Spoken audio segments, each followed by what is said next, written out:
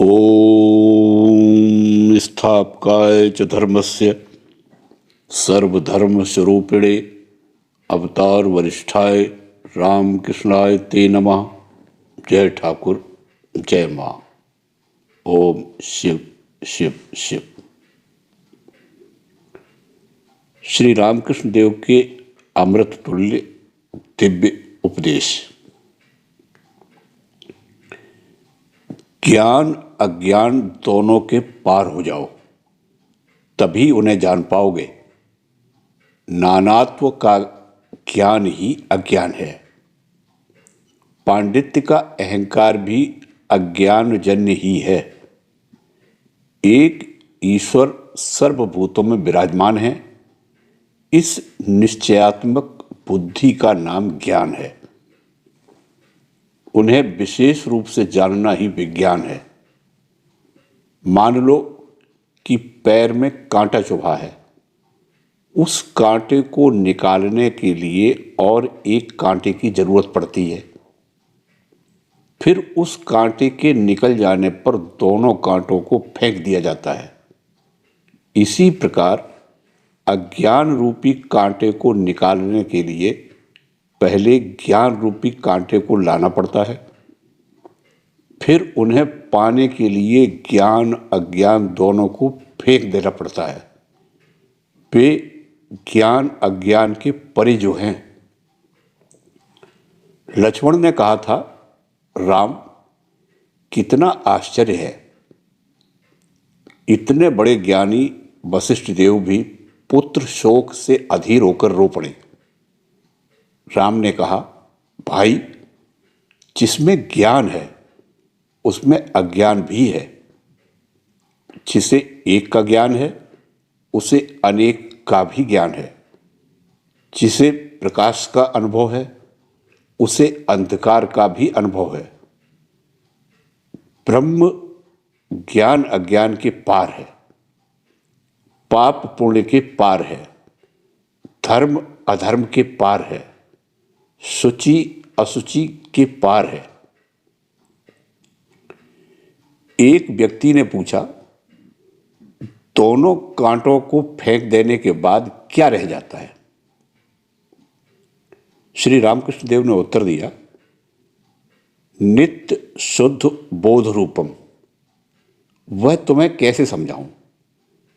अगर तुम में कोई पूछे, कहो घी कैसा लगा है, तो तुम उसे घी का स्वाद कैसे समझाओगे?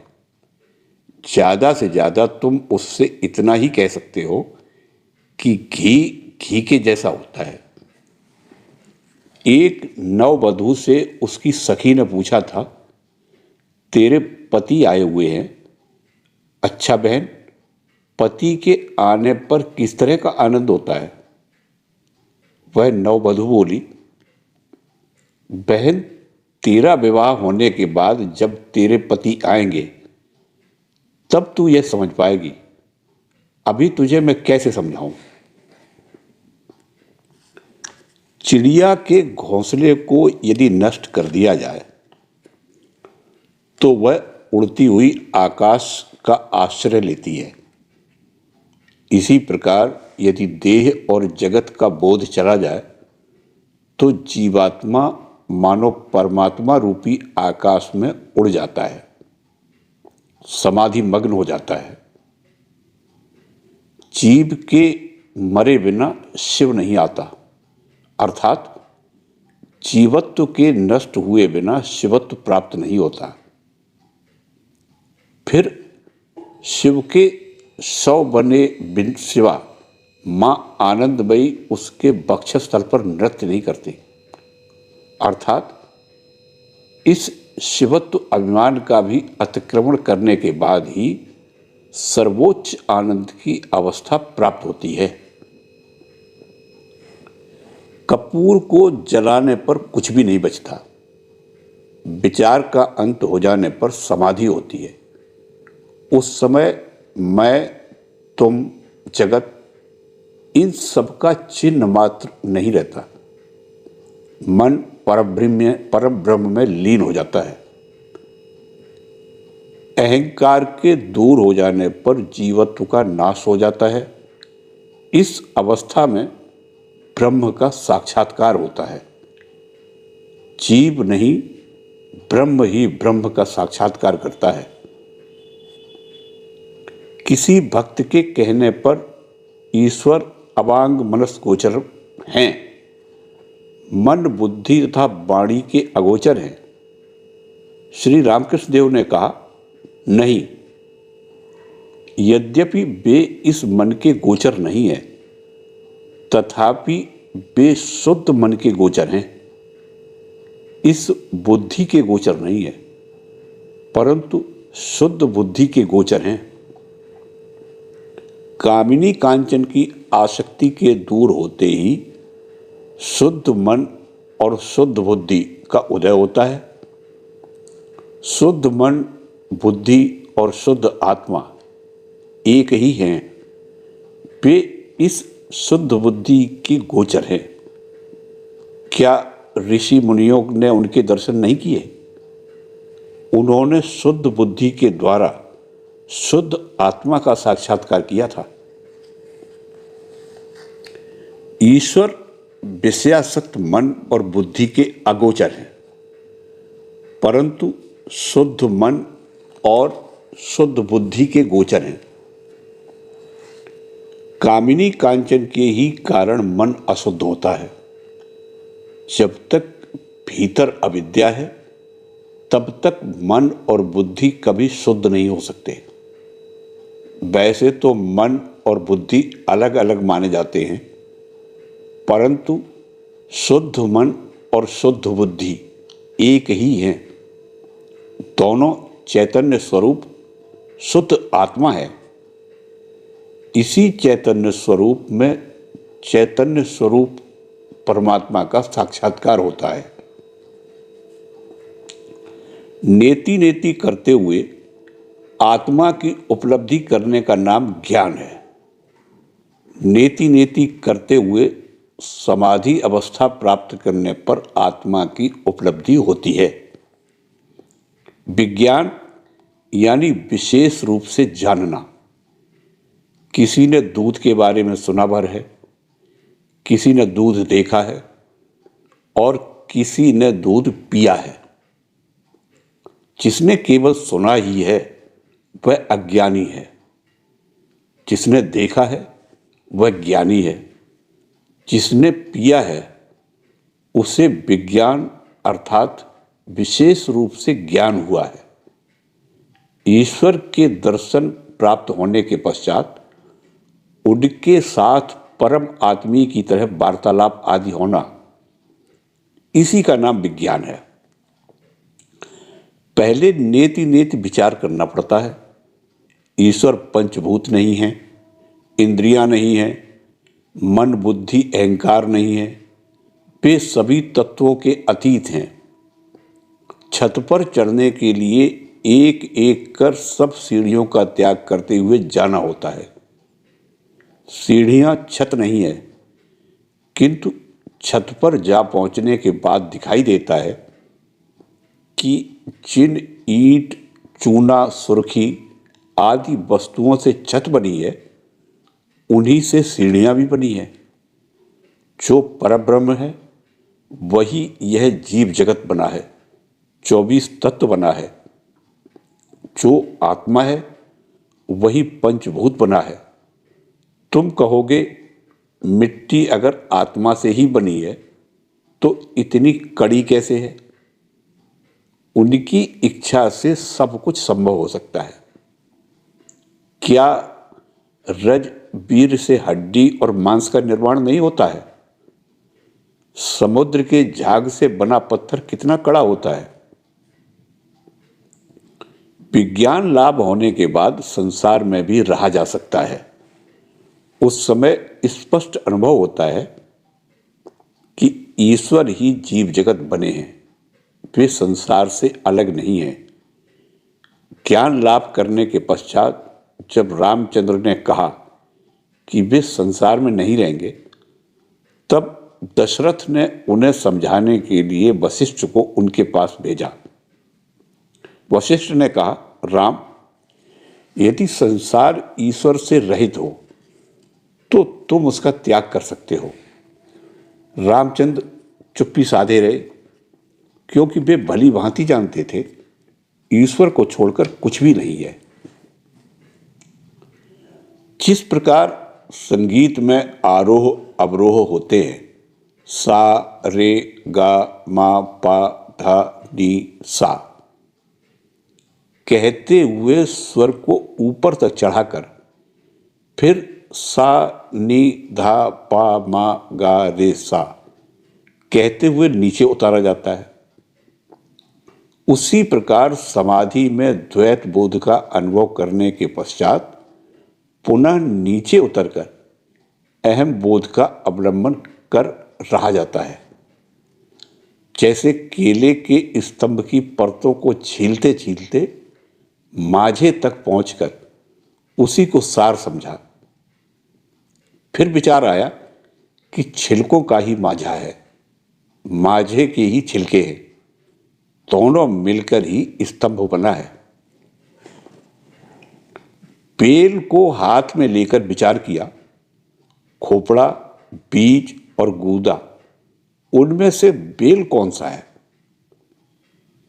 पहले खोपड़े को असार कहकर फेंक दिया, फिर उसी प्रकार बीजों को भी फेंक दिया और केवल गूदे को अलग निकालकर कहा, यही बेल का सार है, यही असल में बेल है।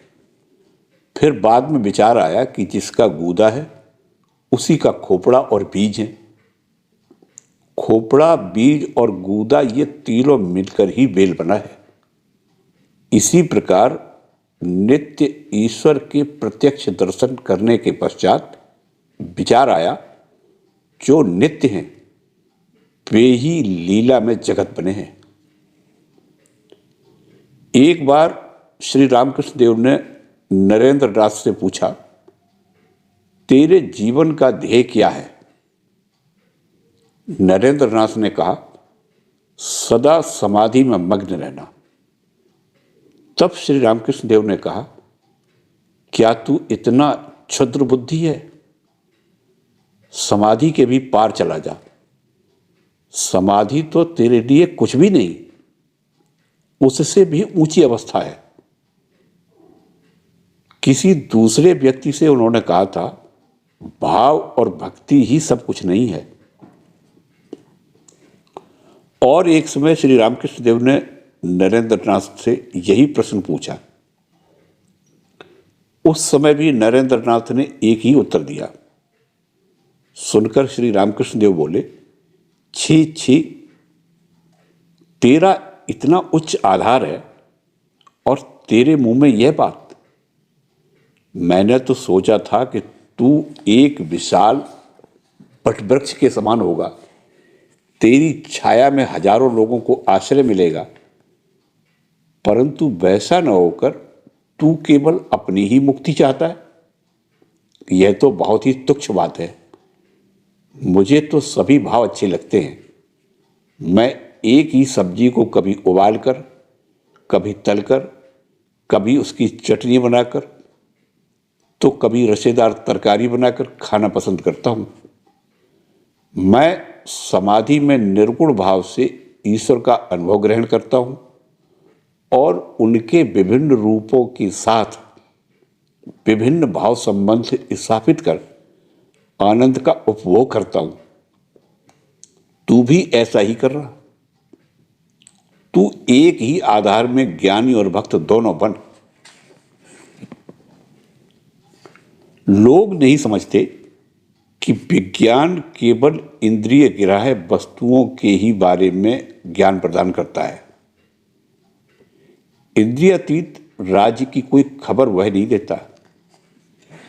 प्राचीन ऋषियों ने ईश्वर का साक्षात्कार किया था, वे ही यह खबर दे सके थे। वे कह सके थे, ईश्वर का स्वरूप इस प्रकार है। जगत में 5 प्रकार के सिद्ध पुरुष दिखाई देते हैं। स्वप्न सिद्ध, ये स्वप्न में दर्शन प्राप्त कर सिद्ध हो जाते हैं।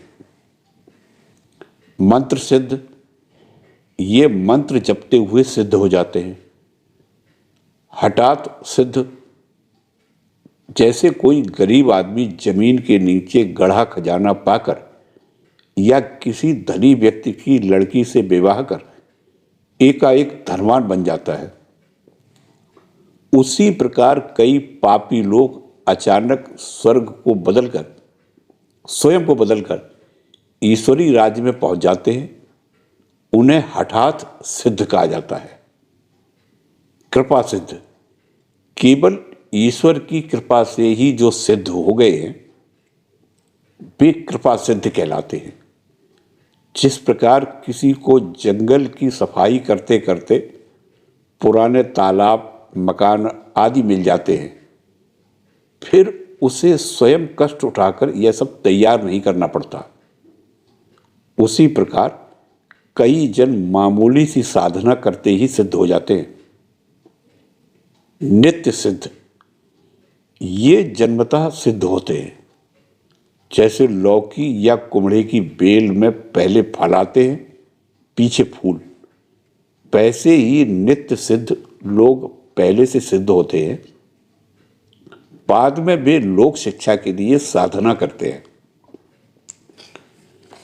शाक्त मतानुसार सिद्ध पुरुष को कौल, वेदांत मतानुसार परमहंस और बाउल नामक वैष्णव मतानुसार साईं कहते हैं।